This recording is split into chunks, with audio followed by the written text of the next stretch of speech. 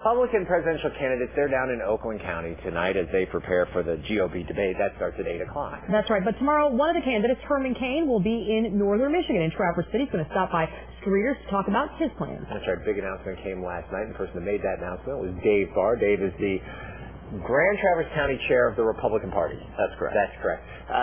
Dave, why is Herman Cain coming to northern Michigan? Well, first off, it's a media market. If you're going to blitz the state, you want to come to northern Michigan. We have the TV stations here, the radio stations here, the newspapers. But also this area has been very important over the years to a presidential candidate. John McCain put up a really good fight here both in 2000 and in 2008, won this area, even though the states went to other candidates. Of course, George Bush in 2000 and Mitt Romney in 2008. But it definitely kept the fire under the campaign camp by coming up here and winning this area. Plus, this is going to be another year where independents are going to be a big focus in these campaigns, and there's a lot of independent voters in northern Michigan, and whatever numbers you can get here will definitely offset maybe some losses in another county down south.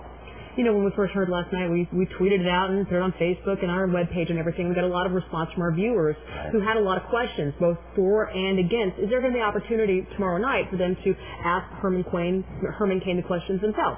You know, I think he might take a few questions. Obviously, he'll come in and give a little speech, but the object here is for people to get to know him a little bit. The entire format has yet to be worked out. We sent the press release out literally a half an hour after we were told that he was coming. So it's been pretty quick. The advance team is not yet here.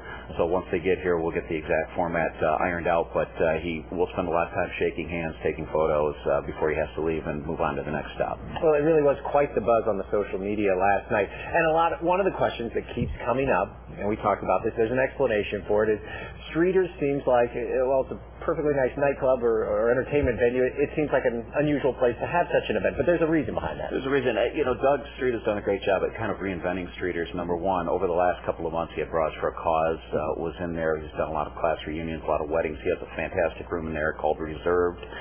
But the overall reason why we would go to a location like Streeters is we anticipate somewhere around 500, 600, 700 people that could show up at this event. We can't really hold an outdoor event. We just heard from Marc.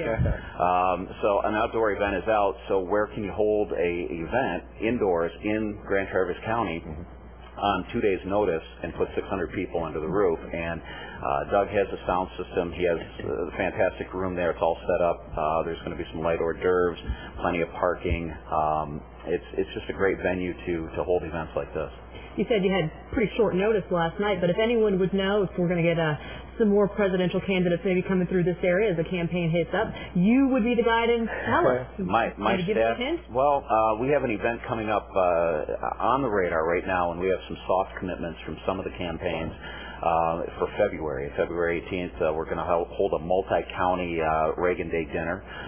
We've been in contact with all of the campaigns. Wes Dilworth, Jason Allen are working really hard on that event.